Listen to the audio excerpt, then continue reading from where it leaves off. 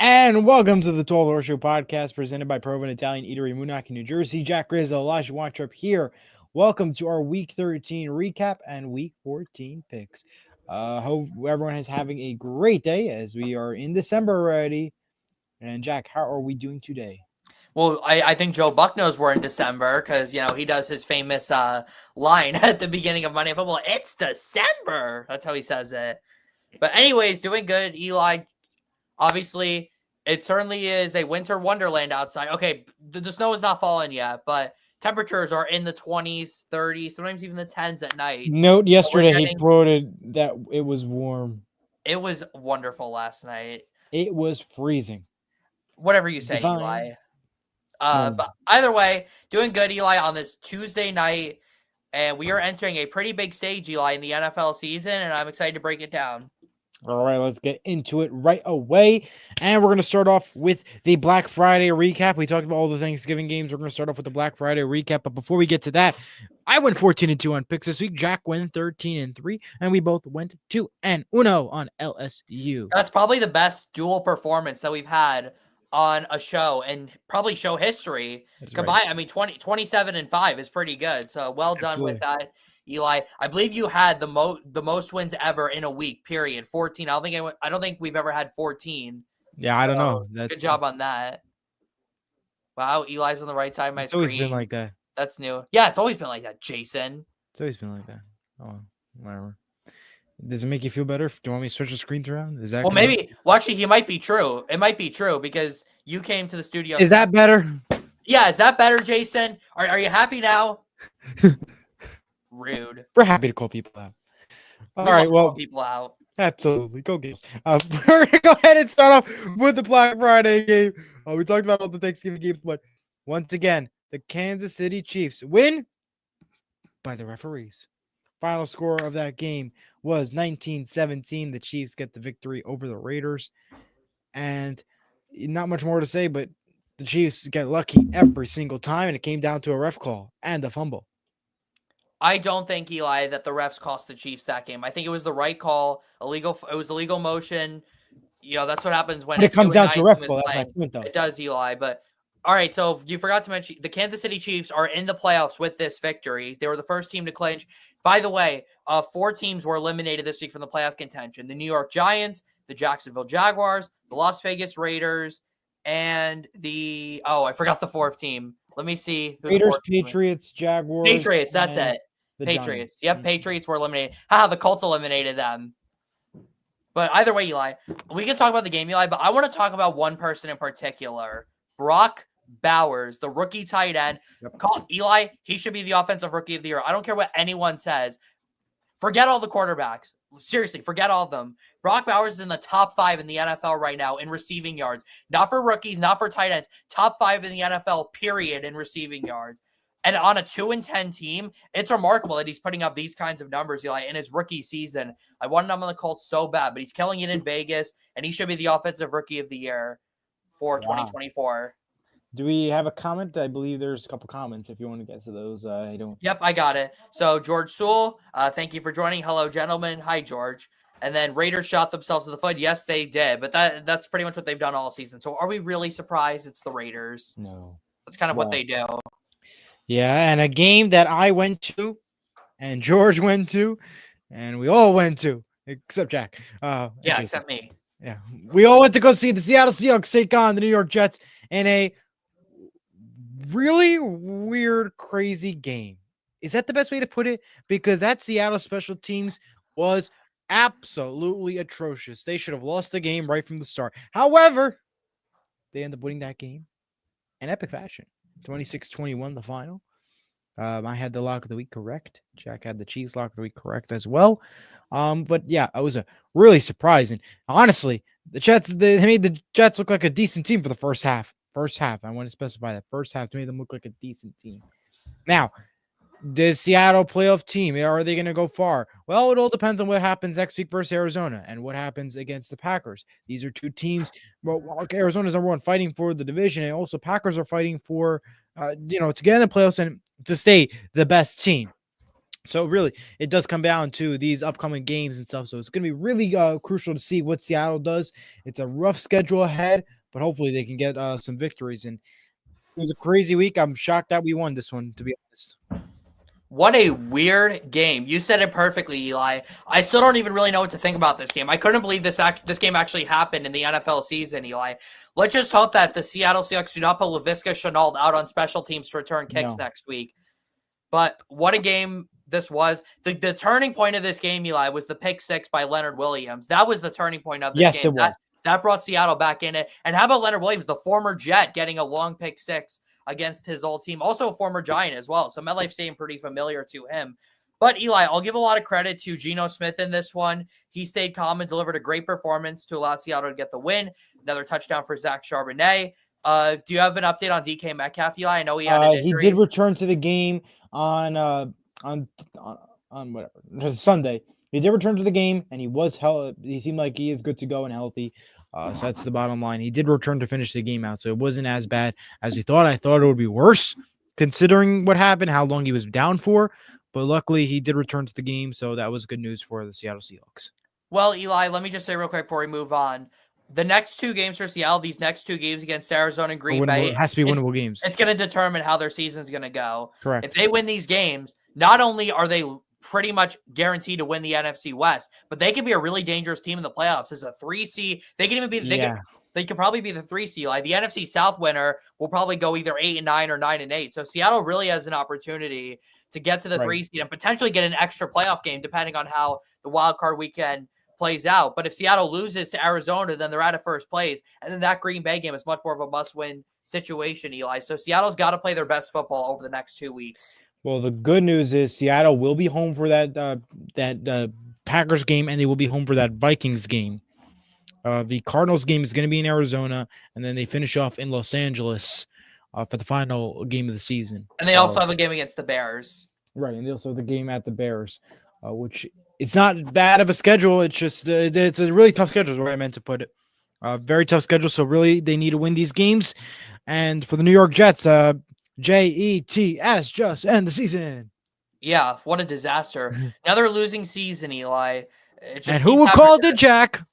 You did. Yes, Eli did call I would have put together at week 18 the little video of everybody walking out the studio. But Eli, crazy and stuff. Did they get 6 wins? No. This is the Jets' 9th straight losing season. Oh my God. I can't believe they've had that many. Their last winning season, Eli, was 2015. That's the first year I watched football. Cam Newton won MVP that year. Tyler Eifert had double-digit touchdowns. That's how long ago the Jets' last winning season was. Jeez Louise. But yeah, I can't wait to put again that little intro video at week number 18. Showing everybody walking out the studio saying you're crazy, they're not going to win. And who was right? Well, the Jets fan George thinks Rodgers ruined the team. It's complicated. Yes. I think ownership is the main issue here. With both I think it's Rodgers. Gotta agree. Could be Rodgers, Eli, but the Jets were a disaster before Rodgers even got there. The Zach Wilson pick was a disaster. The Adam Gase era was a disaster. It's just been a mess for the Jets the last decade. And I don't really know what they're going to need to do to be able to turn this around. But it's going to take several years, Eli, for the Jets to be able to potentially build a team that can actually compete. Absolutely. It'll be definitely a while to go. But the next game we'll talk about here, but we'll get to another comment real quick. Rodgers acts like an owner, which I have to agree. Acts like an owner? Are we sure he's not the owner? That is also good point there. I mean, now he also has a Netflix documentary out about his retreats and everything. So you really would like to waste your time. And if you have Netflix, I recommend that. We'll not be watching that. I don't have Netflix. And how can we trust Netflix right now after what happened with the Paul versus Tyson fight? Well, I mean, we have to trust them because they have the NFL football games coming up, and if we can't trust them, Jets were looking bright with Brees, Garrett, and Sauce. Then we traded for Rodgers. All right, I have to agree with the first two, but I think Sauce Gardner is quite overrated. Holding Merchant, you even said that to me, George, a couple weeks ago. I just don't think Sauce Gardner is really that great. Brees and Garrett, though, yes, they are both fantastic weapons on offense, and they're probably both going to get nice contracts. Although obviously you should be careful in paying for a running back. But I think the Jets love to hand out money, so they'll probably extend Brees Hall because of that. Yeah, but I don't like again. Sauce is overrated, and I agree with 100% with Aaron Rodgers' comments as well. We're gonna go to the next game now. Chargers, Falcons, 17-13, the final there. The Falcons, another loss for them, but the Chargers get a big victory nonetheless. Not gonna lie, Eli. I honestly, I just hate the Falcons. I really do. They just annoy me more than about any other team. Now, I did pick the Chargers to win because I know You the did pick them to Falcons win the now. division. I know the Falcons. Well, so did you, Eli. Or no, you picked the Saints. Never mind. Pick the Saints. You picked the Saints. George and Jason both took the And I think I Falcons. had the Falcons, I think in third, if not mistaken. You might have, yes. I'm not sure. Well, the Falcons are still 6-6, so they can obviously still finish with a winning record. We'll have to see. But either way, Eli, this was just so disappointing. Well, actually, no, not even disappointing. This is what was expected. I guess the Chargers maybe had a bit of a disappointing game, but give credit to their defense. They had that pick six in the third quarter. When are we going to see Michael Penix, Eli? Because Kirk Cousins is absolutely not the answer for the Falcons out there right now. I mean, 4 interceptions. The Falcons should probably just release him, Eli. Eat that money. I mean, they just have to admit, Eli, at this point, that's one of the worst contracts that they've ever given out to a player. A 37-year-old quarterback coming off a torn Achilles that was not smart. It's time to move forward with Michael Penix. There's a lot of talent on this Atlanta team, Eli, on both sides of the ball, but Kirk Cousins is not the answer. And I don't know if it comes down to coaching as well, but the Falcons really, really need to consider making a quarterback decision soon. All right, I agree there. And now the next game we'll talk about is the Commanders get a big win over the Titans, 42-19. Jaden Daniels proves once again that the Commanders are still alive. Now, it looks like after the Eagles win, the Commanders may not be winning that division after all, but they do still have a shot at potentially making the playoffs and being the away team. But we'll just have to see as time goes on. Jack had the upset as the Titans. That was wrong. But he did get the 19 right, though. So I'll give you credit on that one. I actually just realized that. But yeah, that's that. And give us your thoughts. I am not afraid to admit, Eli, that this is the dumbest prediction I've ever made on the 12th Horseshoe podcast. Absolutely. I don't Not know. as dumb as the last one. Listen, last year, but the point spread was interesting because Washington was only about a 5.5 point favorite. Correct. And considering that they had lost 3 in a row and Tennessee had a big win over the Texans, I thought for sure that they would come to play and potentially get a win. But I'll admit I was wrong. Give credit to Jaden Daniels. Give credit to Dan Quinn for having his team ready to play in this one. But I'm definitely disappointed, Eli. I thought Tennessee's defense would play better. Again, this was the second ranked defense in terms of total yards coming into this game. So I really thought they would play better, Eli. But hey, give credit to Washington. They proved me wrong this week. And this is a big win for them, Eli, coming off a 3-game losing streak. It allows them now to continue to push for the playoffs. And they still have a chance in the division too, Eli, even with how well the Eagles are playing. So we'll have to keep an eye on that. Absolutely. We'll have to wait and see. And we'll get to all the games later. But Commanders do have a bye next week. So that may or may not hurt them. We will see how that plays out. The Eagles have the Panthers. We'll get to those games later. We have the Colts who beat the Patriots 25-24. What happened? Touchdown. A couple seconds left in the game. 2-point conversion. Good. The Colts win the game. They even showed the Red Zone channel on the Jumbotron at MetLife Stadium during that moment. And I was like, holy cow. The Colts just beat the curse. And the curse of the Lions. Whoever plays Lions and they loses the next weekend. That partially could be due to because the Lions were not great this weekend, but we'll see. But yeah. Well, unfortunately, what you forgot to realize is that the Colts were not the first team to break this curse. This has actually been going on for the last couple weeks. Let's go through the last few weeks. The Lions beat the Tennessee Titans in week 8. The Titans won the next week. The Lions beat the Green Bay Packers in week 9. The Packers won. They did not play in week 10, but they won coming off their bye week. Then the Lions beat the Texans in week 10. The Texans won the next week. They beat the Jaguars in week 12. The Jaguars had a bye week, so they didn't play. So really, this streak, that was more so of a last year thing than it was a this year thing.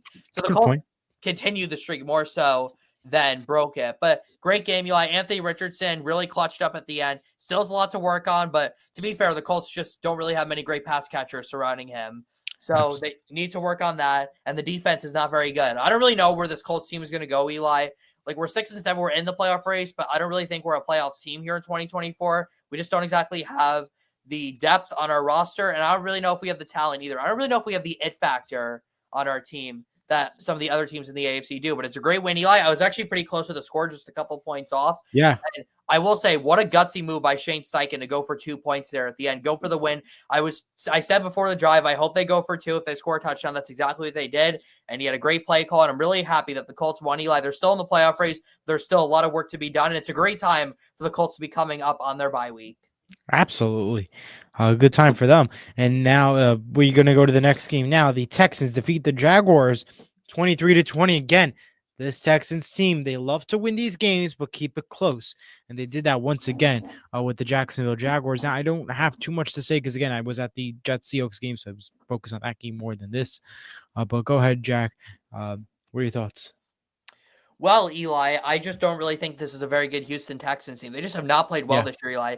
Now, they're probably going to win the AFC South, and they'll be the 4th seed, Eli. But in the first round, they're probably going to have to play either the Ravens or the Steelers. Good luck. Good luck, Houston, with that one. I will say, Eli, that was a disgusting hit on Trevor Lawrence And he is suspended. Yeah, Azeez Al-Shaair. Yeah, he received a 3-game suspension. He's going to appeal it. We'll see what happens. But that was one of the worst hits I think I've ever seen in professional football. Trevor Lawrence, I forgot what the move is called, but it's what Tua did when he got a concussion, where like his arms went in a certain motion, and that signals like he had a severe concussion. So certainly a scary sight to see, Eli. But give credit to Jacksonville, though. They stayed in this game. They were down 23-6. They only lost by 3. So something to build on for the Jags, who were eliminated this weekend from the playoffs. So, John, I know we talked about that last week. They had to win against Houston this week to stay alive, and they didn't, unfortunately. But we'll see what happens, Eli. Maybe the Jaguars can grow a little bit here in the final few weeks and maybe play spoiler for a couple of teams that are still contending in the AFC. That is good points there. And wow, it was definitely a scary scene for Trevor Lawrence rewatching the film and everything. So we hope for the best for Trevor Lawrence. And they do have the Titans next week. Just remind everyone as well. The Cardinals lose to the Vikings by a point, 23-22. Close game, close finish. Cardinals had the lead in the beginning, and the Vikings took control of the game. What do we got, Jack, for that one? Well, the Cardinals, Eli, are another team that's very wishy-washy. I'm going to start using your term. They're very wishy-washy. NFC West is wishy-washy. Yeah, that's actually very true. Because the Rams, we say that all the time. Absolutely. It's just hard to assess, Eli, because the Vikings really did not play. Really, the last month or so, the Vikings have not been playing very good football. But this is like the 2022 Vikings, where they just find ways to win games at the end. And Sam Darnold led a game-winning drive at the end. Aaron Jones got a redemption touchdown after a fumble and a drop. And I will say, Eli, I thought it was a very curious decision by Arizona. They were up 19-16. It was 4th and goal at the Minnesota 3. There wasn't much time left, Eli. I thought they were going to go for it and try to make it a 2-score lead and put the game away. Instead, they brought the field goal team out, kicked it, and that allowed the Vikings to go right down the field and score. So it's a rough loss for Arizona, Eli. As for Minnesota, Eli, 10-2. What a season this has been, Eli, considering that they lost their starting quarterback, J.J. McCarthy, before the season started. Give credit to Brian Flores and that defense. That's really what's carried them all season. As for the Cardinals, Eli, I know they've lost the last 2 weeks now, but they have a chance to put that behind them and move back into first place against Seattle next week. We'll just have to see how that plays out. Absolutely, but we'll be rooting for Seahawks on my end, at least. By the way, Eli, I'm sorry, before you go on, maybe Kevin O'Connell's a potential coach of the year candidate for Minnesota. Maybe. We'll just have to see. We'll get to those thoughts and more in just a little bit. But we're going to go to the Steelers to defeat the Bengals 44-38. And the losing streak continues for the Cincinnati Bengals. The Steelers get a win. Lucky one there, but they get one nonetheless. Well, you don't really see many AFC North games be this high scoring. These are always defensive affairs, but neither of these two defenses wanted to show up to Eli. Now, let me ask you, Eli, does Joe Burrow still stink or no? I didn't watch it, so I can't tell you that. Well, he put up 38 points, so I don't really think he stunk. Russell Wilson, though, was actually the better quarterback, though. Over 400 yards passing. Arthur Smith had one of his best performances ever as an offensive play caller. And there was no defense in this game, Eli. It was an awesome game. So much back and forth. So many big-time plays on both sides. These AFC North games, Eli, are always close. But give credit to the Steelers, though. And guess what, Eli? Guess who has another winning season under his belt? That's right. Mike Tomlin, another winning season for him. Still has not had a losing season since he became the Pittsburgh Steelers head coach in 2007. So this is 18. The playoffs is a different argument for a different day, though. You might have a winning season. That's great. But playoffs is what matters. We'll see what they do. I will agree, Eli. The Steelers have not won a playoff game in 8 years. But you still have to give credit, though, to Mike Tomlin, because the Steelers wouldn't be close to this record without Mike Tomlin. We can talk about playoff performances, Eli, but we also have to realize here as well that the Steelers wouldn't even be in the playoffs if it wasn't for Mike Tomlin being their head coach. He can only take them so far. So, but a great win for Steelers, Eli. And the Bengals defense is one of the worst defenses in NFL history, and changes need to be made. They're wasting Joe Burrow's prime, and they need to make changes soon, Eli, before Joe Burrow's prime goes to waste. Okay. Well, like I said, I cannot comment to your question because I did not watch the game. So yeah. We're gonna go. But my thoughts, real quick, though, is, but I see, there's like what I'm confused about is Russell Wilson, because when he was with Denver, they did not have a good season, but then now Denver's doing decent. They're about to make the playoffs, and then you have this Steelers team who pick up Russell Wilson. All of a sudden, they're doing good again. I'm like very confused. I mean, really, with this whole situation, and I mean, maybe is it because they're playing light teams, not the strongest and best teams? That's what my concern is. I don't think that's a valid argument, Eli, because the Steelers are you talking about the Broncos or the Steelers for not playing good teams? I'm talking about Russell Wilson. Like, I'm shocked the way he's been playing. Here's the thing, Eli. Russell Wilson has beaten the Commanders, who are 8-5, and he beat the Ravens, who are also 8-5. So I think Russell Wilson has played more than good enough competition. He's shown why he is. No, what my argument was about, like, how in Denver it didn't work out, but then here works out. But now Denver's having a good season. Sometimes Eli, things just don't work out. Sometimes it's sometimes like a mutual thing, and sometimes the two sides are better off if they part. I mean, look at the Rams and Jared Goff. Jared Goff is much better off in Detroit than he was with the Rams, and the Rams won a Super Bowl the first year they were without Jared Goff. So fair enough. Sometimes it's just player on a certain team, and they both have talent. They just don't work well together, but they can work well with a different team. So that's certainly. But I like the argument though from you, Eli. But there are certainly previous examples to back it up, though, why it's worked with Russell Wilson and the Broncos. Well, a game that we're shocked I went to overtime with, an Eli score, 26-23. The Buccaneers get the victory over the Panthers. And we're all scratching our heads like, did they really just go to overtime? Are the Panthers trying to actually play good football? Like, this is the second straight week. It's pretty amazing what they've been doing. But the Buccaneers, unfortunately, they did get a victory, but they kept it close, very close the entire game.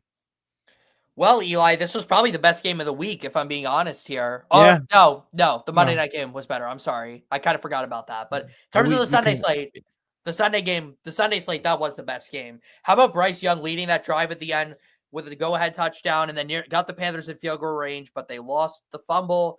But Eli, quietly, since Bryce Young came back in week 8, the Panthers have been better. Or Bryce Young has been one of the best quarterbacks in the entire NFL.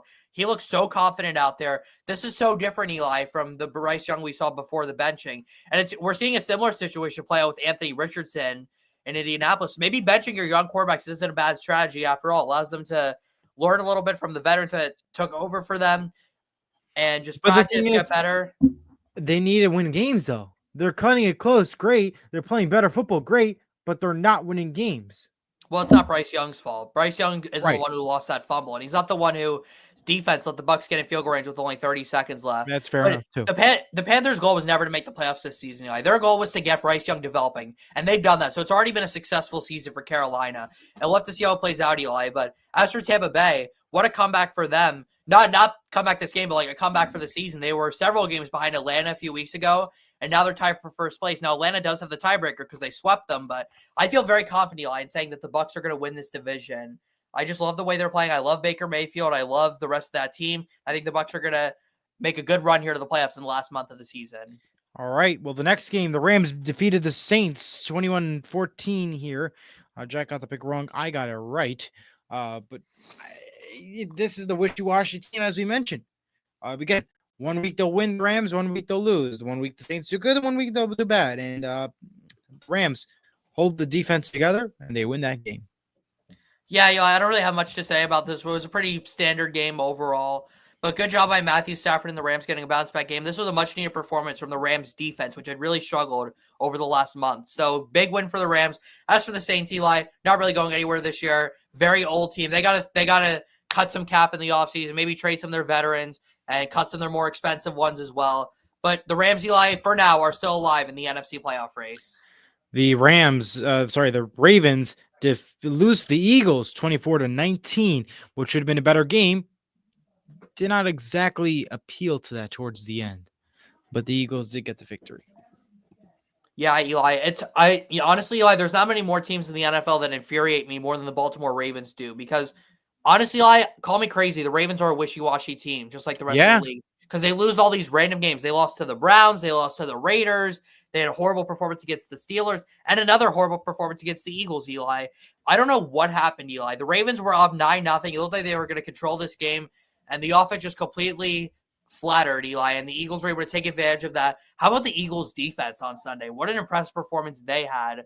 And Saquon Barkley had another touchdown. Is he the MVP? We'll have to see. It's going to be close. I think Josh Allen is probably in a better position to win it right now. Well, I'm going to get to my argument about that in just a second. But great performance for the Eagles, Eli. The Eagles are now 10-2 on the season. They're having an outstanding year, Eli, and nobody will want to play them in January, Eli. They are a fantastic team, both sides of the ball. Great coaching staff. Great season for the Eagles, Eli, especially after the collapse they had at the end of the season last year. Absolutely. All right, we're going to get to the next game now, the 49ers Bills, and I don't think right now the Bills are a great team. They're powerful, but they are not a playoff team. They're not a playoff team that's going to go far. That is my hot take. Why do I say that? Why do I say that? I'm going to give you my reasons why. Now, everybody's going to be commenting in the chat. I'm going to get a lot of complaints about this one. Yes, they're going to be in the playoffs. Yes, they're doing great right now. But for some reason, I cannot trust this Buffalo Bills team in the playoffs. And I feel like they're playing very weak teams in their schedule. Their schedule is light. They have very few good games, quote unquote. And I'm going to run through the examples. This week, they had the 49ers who battled injury. 35-10 was the final. Last week, they did play the Chiefs. The week before that, because they had the bye. They played the Chiefs. Yes, it was an epic game. Yes, they defeated the Chiefs, but the Chiefs are known for losing in the regular season to Buffalo. They're also known, they also are not having a great season despite winning. It's not a great season for them. They're getting lucky. They had the Colts. They had Miami. They had Seattle. They had Tennessee. They had the Jets. They had the Texans, which was close, but they lost that game. To me, I feel like they're playing weak teams, and I feel like that is going to stop Buffalo in the playoffs because now they got to play actual good teams, such as this Pittsburgh Steelers team, such as a Ravens playoff team, the Kansas City playoff team again, which is a whole different regular team from the regular season. Who else am I missing? The Steelers. Did I miss somebody? I don't think so. But that is what my point is trying to be. Right now, they're good. I'm going to keep on rooting for Buffalo because I think that's, how it's going to be. But I think comes time for the playoffs, I don't think that they're going to go far. And I think that they're not playoff ready. Well, Eli, I respect the opinion. I respect the evidence you have, but I just cannot in any world agree with anything that you just said. Listen, I know the Bills have played a lot of weak teams, but here's the thing. The Bills have dominated those teams like most teams are supposed to. And again, Kansas City, they were undefeated going into that game. Buffalo won by multiple possessions. The Dolphins are not a bad team. They're not a bad team at all, and they swept Miami this year. You have Seattle. Seattle's in first place right now in the NFC West. Buffalo beat them by 21 points. So I just cannot agree with what you said, Eli. Again, I respect the opinion, but I just cannot agree with it. And here's the thing, Eli. The Bills have they don't have an elite weapon on offense, but they have so many good ones they can get the ball out to. You have Amari Cooper, Keon Coleman will be back in a couple weeks. You got Khalil Shakir, Dalton Kincaid, James Cook, Ray Davis, all these offensive weapons, and the way their defense is playing is also outstanding. Call me crazy, Eli. The Bills are the best team in the NFL right now. That's my opinion. I'm gonna give you a counter opinion. Yes, for right now, yes, in the regular season. But my point was that they're not playoff ready.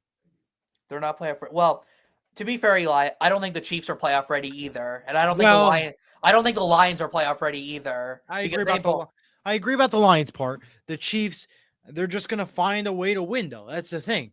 They will, Eli, but at the same time, like they almost lost to the 2-10 Raiders. And I understand your point about Miami, but remember, Tua was hurt for a while.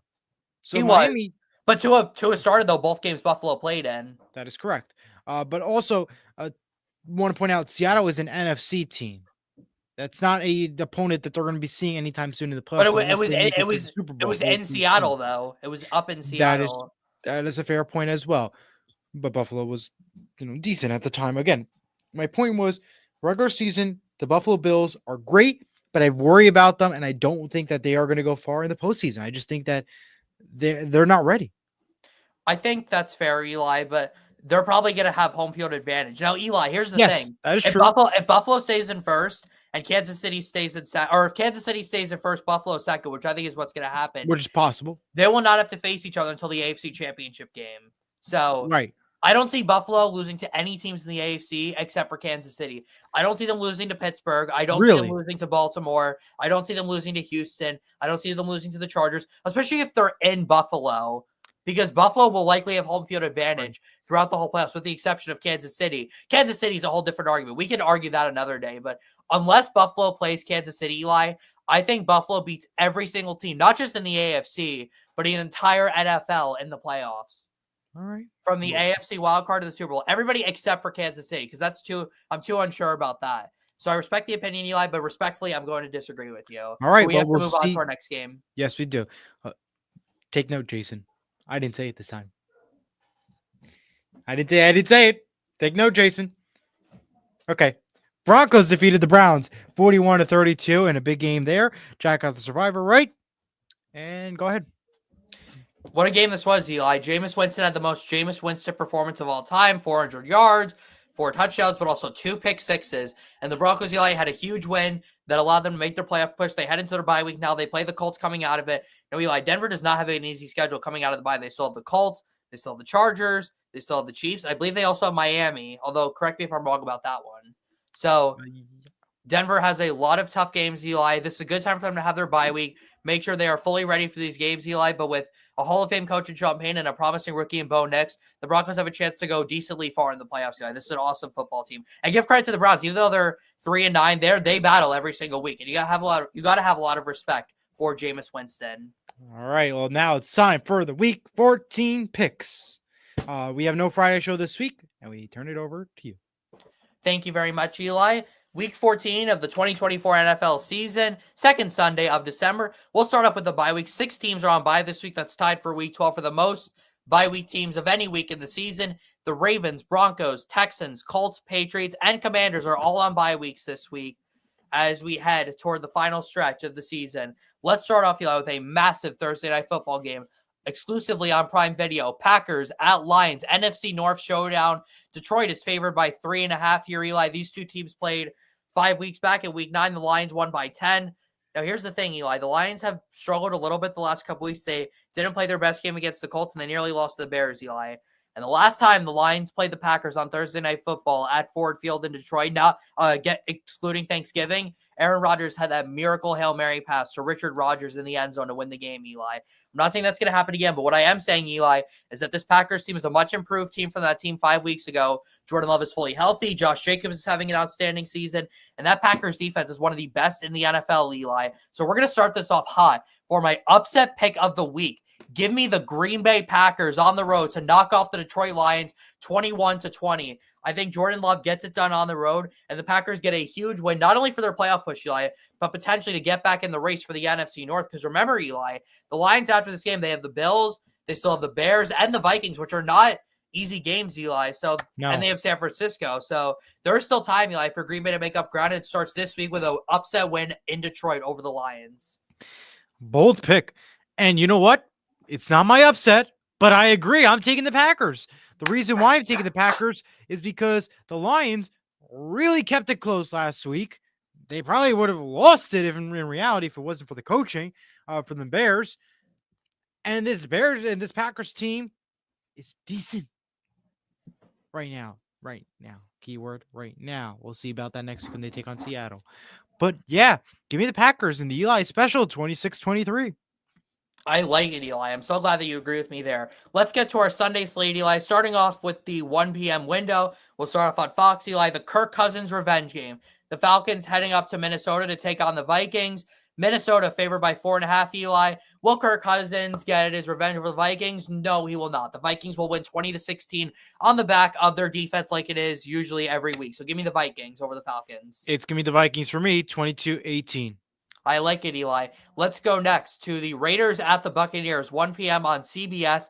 Tampa Bay, a touchdown favorite at home, Eli. Pretty easy one for me. The Raiders are out of the playoffs. There's not really much going for them right now. The Bucs are trying to make this push to win the NFC South, and they're going to win at home. Give me Tampa Bay 28-17, and that is my survivor pick for Week 14. That's my survivor pick also. Give me the Buccaneers 27-20. Next up, let's head, Eli, to an AFC North showdown. These are always great games. Browns at the Steelers, 1 p.m. on CBS.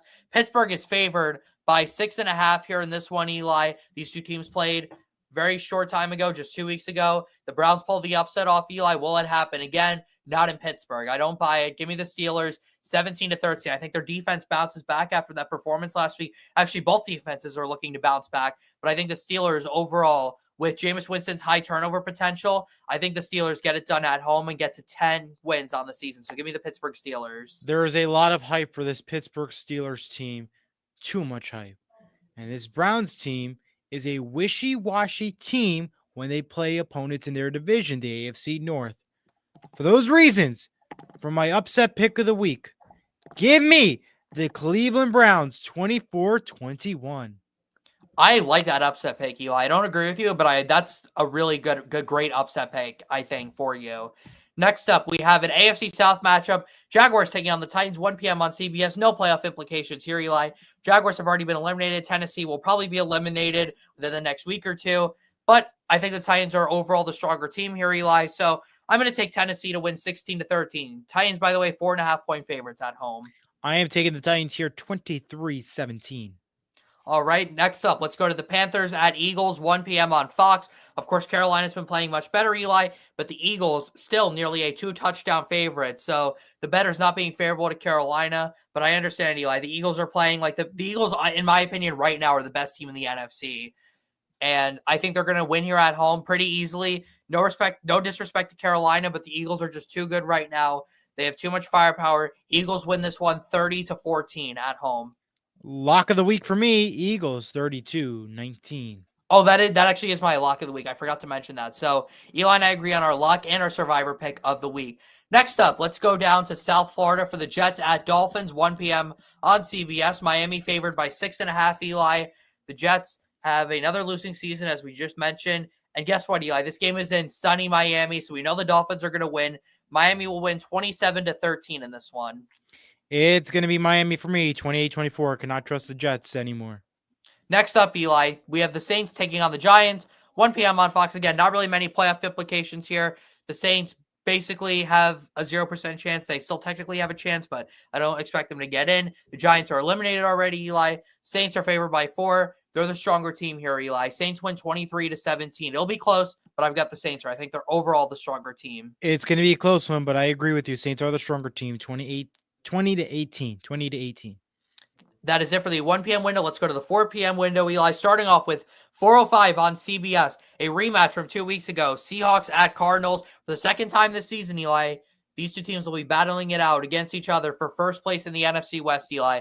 And whoever wins this game controls their destiny for the rest of the season. So it's going to be an awesome game, Eli. Absolutely. This time in Arizona, Eli. Should have been the flex game, I think. Should have been. Now, Eli, I will say that Arizona's also a wishy-washy team. They've lost 2 in a row. They win games, they lose games. So if they're on a 2-game losing streak, I think they're going to win this week. Seattle's also on a 2-game winning streak. They're also wishy-washy. So give me the Cardinals here, 24-19. Not much confidence in this pick at all, but I like the Cardinals at home, though. The Cardinals have been very hard to beat at home this season. Both these teams are wishy-washy. It's hard to beat in Arizona, but Seattle's going to get it done. They're going to win. They're going to come back from New York, Jersey, and head to Arizona and be happy with the win. Give me the Seattle Seahawks 26-24. Good pick, Eli. Now for the 4:25 national game on Fox this week, Bills at Rams. The Bills will absolutely take over that stadium like most road teams do, Eli. Now Buffalo's only a 4-point favorite here, Eli, but I have the Bills winning by 17 points. I have Buffalo winning 34-17. I feel like this is going to be a game, Eli, where people think it's going to be close because the Rams are, they can still compete. You have Matthew Stafford and Sean McVay, but I just expect Buffalo to absolutely dominate them. So give me Buffalo by a lot of points here over the Rams. Well, the Rams are this wishy-washy team, as we know. Therefore, I'm going to take the Buffalo Bills 28-21. Next up, Eli, Bears at Niners, 4:25 on Fox. San Francisco, 5.5-point favorites. The Bears played well last week, Eli, but I think them being in that game was more so the Lions not playing well than the Bears actually playing well. The Bears are still a disaster over there in Chicago. And despite all the injuries the Niners have, Eli, I like the 49ers to win this game. Actually, you know what? No, I'm going to change it because of the injuries the running backs have. I am changing my pick for the second time on the podcast this season. I'm changing my pick last minute. Now thinking of all the injuries the 49ers have with their running back depth chart, I'm going to take the Chicago Bears to win 20-17 on the road. So give me the Bears. I changed the pick. All right. And I'm going to say the Bears 15-12. I don't think we're going to get a high scoring game here. Injuries have been an issue, but I think the Bears get a victory here. And I did not change this pick. This was already picked prior to printing this out. Okay, Eli. Well, a lot of teams usually win their first game with interim head coaches. So I think the Bears will have some success with Thomas Brown. Next up, we have Sunday Night Football. This is a great game, Eli. AFC West matchup. The Chargers taking on the Kansas City Chiefs in Kansas City. 8:20 on NBC, correct? Kansas City favored by 3.5 here, Eli. The Chiefs have not really been playing their best, Eli, but I think they win this game. It'll be close, but I think the Chiefs get the win, Eli, by 1 point, 16-15. Defensive affair. Ooh. I think Kansas City does just enough, though, to get the win. Well, Kansas City's always going to find a way to win, and they're going to win on Sunday night. Give me the Kansas City Chiefs 24-20. Next up, Monday Night Football live on ESPN, ABC, Disney Plus, and ESPN Plus. It's the Simpsons broadcast. Yes, it is. The Bengals taking on the Cowboys. Oh, another primetime game for Dallas. How fun. Oh, yeah. Can't wait. Cincinnati is a 6-point favorite here, Eli. The Bengals defense is horrible, Eli, but the Cowboys offense also does not score very many points. So I think the Bengals will do enough to win this game. They'll get enough points on the board, and their defense will actually play decent this week. They won't play great, but they'll play decent. So give me the Bengals 31-21. I cannot trust this Bengals team at all, considering the losses and everything. I'm going to take the Dallas Cowboys, who are just coming off of a win, 32-28. I don't mind that, Eli. I think that's a solid pick. I think that's a solid one to disagree on. And that is going to do it for this week's edition of the 12th Horseshoe Podcast on Go Seahawks, go Devils. TV. Thank you so much, everyone, for joining. Remember, no show this Friday. Yep. Our next show will be next Tuesday to recap Week 14 of the NFL season. And keep in mind, we're 2 weeks away today from the first St. Mary basketball game. Basketball season is coming up. Catch Eli and I on Search Sports TV throughout the winter, covering St. Mary sports. Thank you so much, everyone, for watching. Jack Rizzo, Elijah Weitraub signing off. Go Seahawks, go Devils. Bye-bye. Bye.